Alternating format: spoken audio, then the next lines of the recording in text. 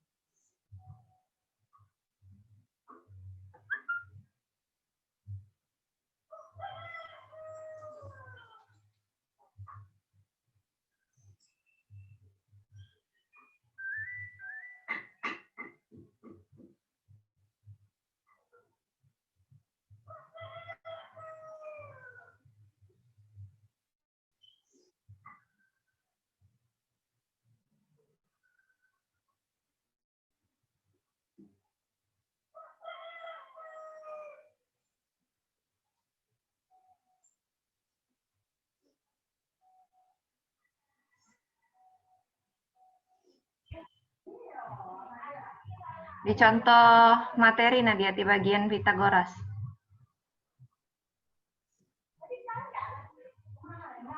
Nah, ini. Bu. Nah, di konsep ini tertulis poligon dengan 3 ujung dan 3 simpul dan salah satu besar sudutnya bernilai 90 derajat. Seharusnya ditulis di depannya itu ini adalah konsep dari apa? Ya kan? Kalau cuma tertulis poligon dengan 3 ujung 3 simpul, kita tidak tahu ini konsep apa. Ini sebenarnya adalah konsep dari segitiga siku-siku. Sudah sampai di bernilai 90 derajat aja udah selesai itu. Rumusnya ini sudah termasuk nanti ke dalam prinsipnya. Atau dalilnya juga bisa. Bentuk bentuk tertulis atau simbol tertulis dari dalil Pitagoras ini. Ya. Itu aja nih, di sini ada kekurangan di konsep. Konsep dari segitiga siku-siku. Ya. Yang lain paham?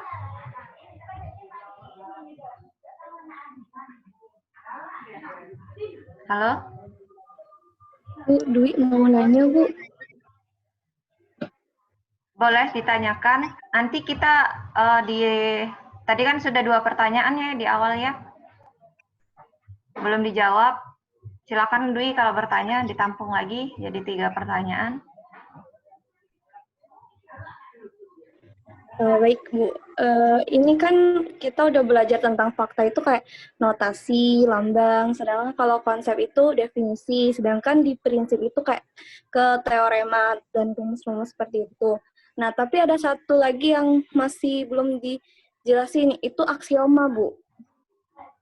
Nah, aksioma itu kan kebenaran tanpa pembuktian lebih lanjut. Apakah aksioma ini termasuk ke dalam fakta dari matematika tersebut? Nah, oke, jadi ada 3 pertanyaan ya untuk kelompok 5. Ya, Bu. Boleh moderator, Ibu kembalikan ke moderator, boleh untuk langsung dijawab jika sudah mendapatkan jawabannya, sudah didiskusikan. Baiklah, tadi yang pertanyaan dari Saudari Fitri akan dijawab oleh Saudari Mai. Kepada Mai kami persilahkan.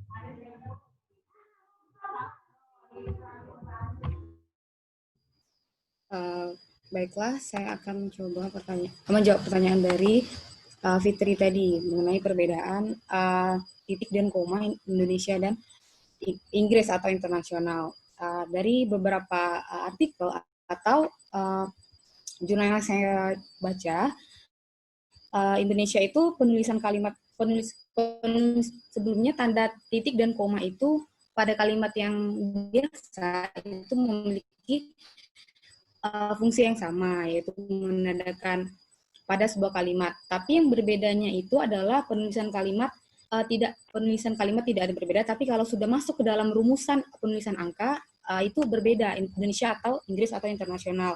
Untuk Indonesia sendiri itu penulisan angkanya menggunakan titik sebagai penanda ribuan dan koma sebagai penanda desimal. Sedangkan kalau Inggris atau internasional itu menggunakan koma sebagai penanda ribuan. Jadi menurut saya pribadi Indonesia itu sudah menggunakan titik untuk penanda sebagai penanda ribuan dari dulu, dan mungkin berbeda. Kalau kenapa ditanya berbeda dari luar negeri atau Inggris itu mungkin ada sejarahnya sendiri. Mengapa seperti itu? Apakah cukup menjawab? Ya, baiklah. Terima kasih, Mai.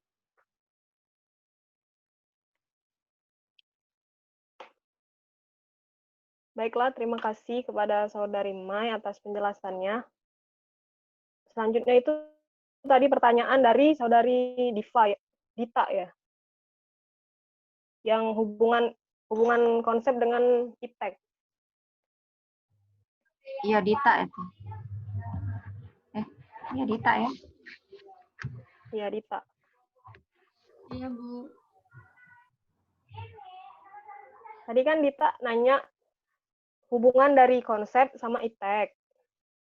Seperti yang tadi ada di PPT itu, konsep matematika itu kan gunanya itu untuk menumbuh kembangkan kemampuan-kemampuan dan membentuk pribadi siswa atau peserta didik agar bisa bekerja sama dengan berkembang iptek. Maksudnya di sini dalam menerapkan konsep matematika itu sendiri, siswa juga dapat mencari informasi atau sumber-sumber lain melalui internet. Jadi mereka tuh bisa memahami maksud dari konsep itu sendiri. Seperti itu, Dita. Apakah Dita sudah mengerti?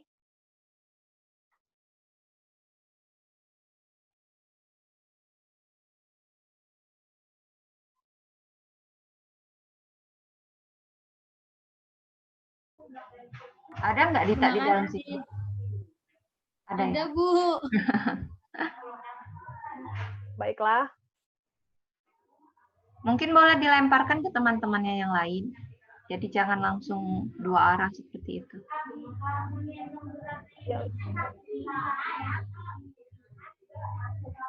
Atau misal itu kan pendapat dari saya, atau ada dari teman-teman yang lain yang ingin berpendapat yang lain atau memberikan pendapat gagasannya sendiri mengenai hubungan dari konsep dengan ilmu pengetahuan teknologi.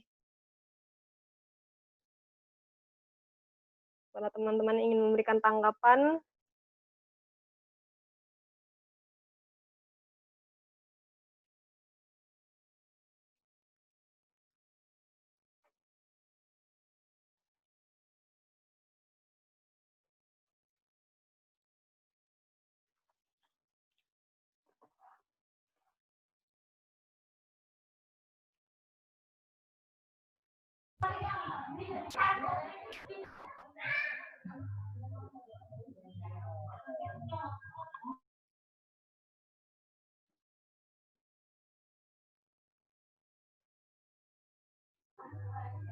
Gimana yang lain? Apakah ada tanggapan?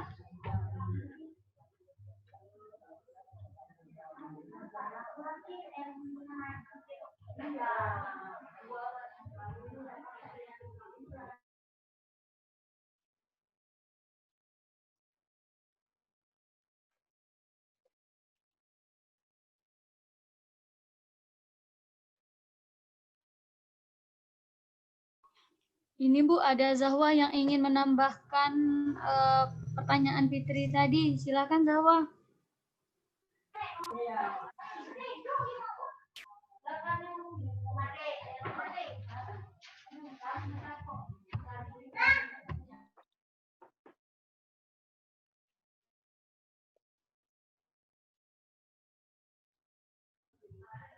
Moderator? Kepada Saudari Fitri yang ingin menambahkan, kami persilahkan. Nur Zahwa yang ingin bertanya. Ingin menambahkan pertanyaan. Oh iya, Nur Zahwa. Maaf, Bu. Baik, terima kasih kepada moderator. Di sini saya hanya ingin menambahkan, kan tadi Fitri juga bertanya bagaimana cara kita sebagai guru untuk mengajarkan konsep yang titik koma tadi. Nah, berdasarkan sumber yang saya baca, kalau misalnya dalam mengajar matematika itu terdapat 6 prinsip dasar untuk mencapai pendidikan matematika yang tinggi. IM tahun 2000. Yang pertama itu adanya prinsip kesetaraan, yang kedua prinsip kurikulum, yang ketiga prinsip pengajaran, yang keempat prinsip pembelajaran, yang kelima prinsip penilaian, dan yang keenam adalah prinsip teknologi. Jadi karena kita menggunakan kurikulum nasional yaitu K13, jadi kita harus mengikuti aturan yang berlaku di Indonesia. Tapi jika misalnya siswa ingin mengikuti kayak kegiatan kompetisi internasional seperti Seamo, Kanguru, dan lain-lain itu sebaiknya guru mengajarkan prinsip internasional kepada siswa tersebut. Jadi cuma itu saja. Terima kasih. Terima kasih kepada Saudara Nur Zahwa atas tambahan penjelasannya. Yang terakhir itu pertanyaan dari Dwi, yaitu apakah aksioma termasuk dari fakta? Ini akan dijelaskan oleh teman kami Silveni.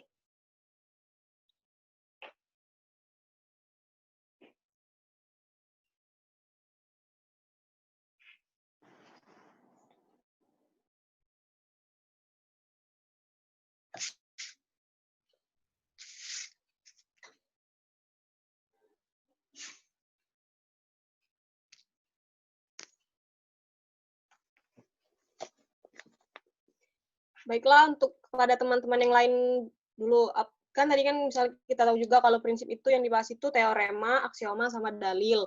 Apakah teman-teman yang lain juga bisa memberikan tanggapannya?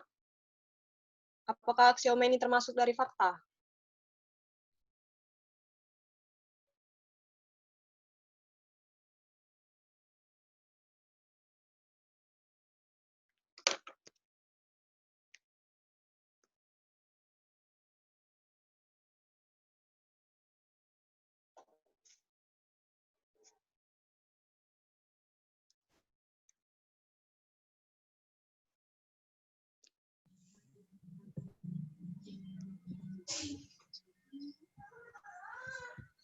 Guys, izin mencoba menjawab pertanyaan dari Dwi tadi. Ya, kepada Nabil kami persilakan. Menurut Nabil, aksioma tadi itu bisa termasuk ke dalam fakta, karena kan aksioma itu adalah sesuatu yang tidak perlu sesuatu yang tidak perlu lagi dibuktikan kebenarannya. Sedangkan pengertian dari fakta di sini ialah sesuatu atau keadaan yang sudah terbukti atau telah menjadi suatu kenyataan. Jadi dari dua pengertian tersebut saja sudah memiliki kecocokan bahwasannya aksioma itu termasuk ke dalam fakta. Itu kalau menurut pendapat saya. Terima kasih.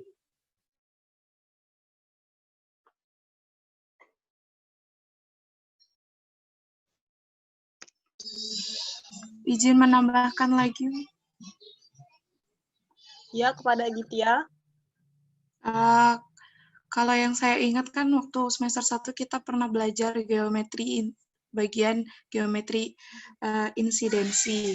Nah, di situ kan sudah dijelaskan bahwa aksioma, postulat, definisi itu kan suatu dasar atau pedoman yang tidak perlu dibuktikan lagi. Karena geometri itu dibentuk berdasarkan aksioma, pendapat yang dijadikan pedoman dasar sehingga tidak perlu dibuktikan lagi. Sehingga menurut saya aksioma itu masuk ke dalam fakta. Seperti Nabil.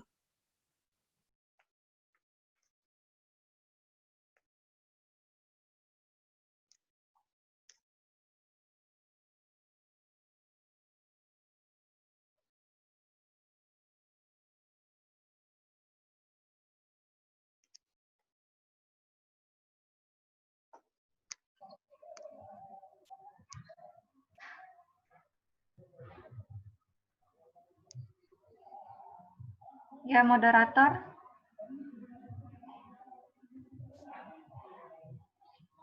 Baiklah.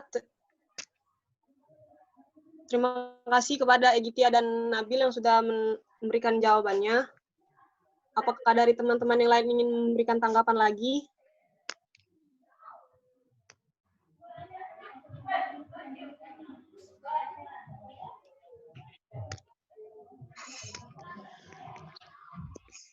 Oke, Ibu tambahkan ya. Ibu tegaskan aja, bukan menambahkan. Jadi benar sekali bahwa aksioma itu adalah suatu fakta dalam matematika karena dia merupakan suatu kesepakatan yang tidak perlu dibuktikan lagi. Misalnya seperti ini, 3 itu lebih dari 2. Nah, itu merupakan suatu sudah kesepakatan bahwa memang 3 itu lebih dari 2. Atau angka 1 itu tulisannya ya seperti garis lurus saja, gitu kan?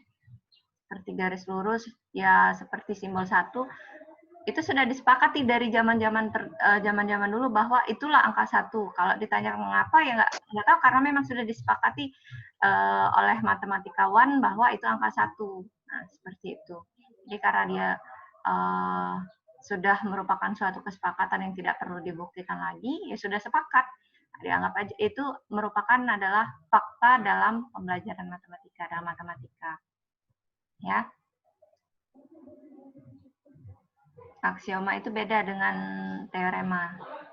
Jadi aksioma itu membangun suatu teorema nantinya. Oke. Moderator. Sekarang sudah pukul 9:22. Mungkin ada 1 atau 2 pertanyaan lagi. Boleh? Untuk teman-teman yang ingin bertanya, kami buka sesi tanya jawab lagi.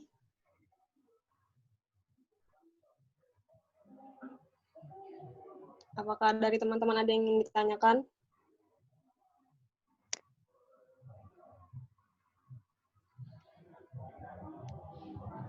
Nih yang lain kenapa lesu? Masih ngantuk apa?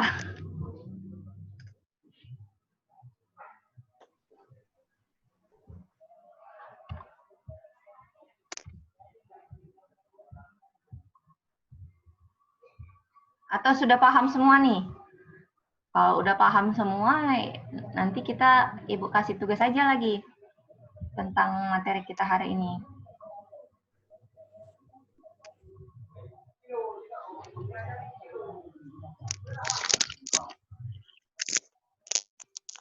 Ini ada beberapa yang tidak menyalakan ininya ya, videonya ya, kameranya. Ya, Bu Novit, barangkali lagi tiduran kan? Iya. Atau laptopnya di situ, dianya kemana? Entah di mana. entah di mana gitu. Padahal kan menyalakan kamera saat perkuliahan daring seperti ini itu merupakan salah satu kontrak perkuliahan ya Bu Nafika? Iya, Bu. Malahan mungkin kehadirannya pun kan dilihat dari kameranya itu. Soalnya kalau cuma sekedar absen kan bisa aja sudah absen main tinggal kayak gitu kan ya Bu ya. Ya mengantisipasi pikiran-pikiran yang seperti itu, apa salahnya dihidupkan, apalagi yang mengajarkan Bu Novita aja dihidupkan gitu kameranya. Nah, kecuali ada seperti Grace. Grace ini tadi sudah konfirmasi bahwa dia memakai dua ini, satu pakai laptop, satu pakai HP. Dan suaranya terdengar memang. Untuk pertemuan selanjutnya Ibu harap tanpa diminta untuk dinyalakan kameranya, tolong langsung dinyalakan ya. Baik, Bu. Baik, Bu. Ini masih ada di Mursyida belum dinyalakan.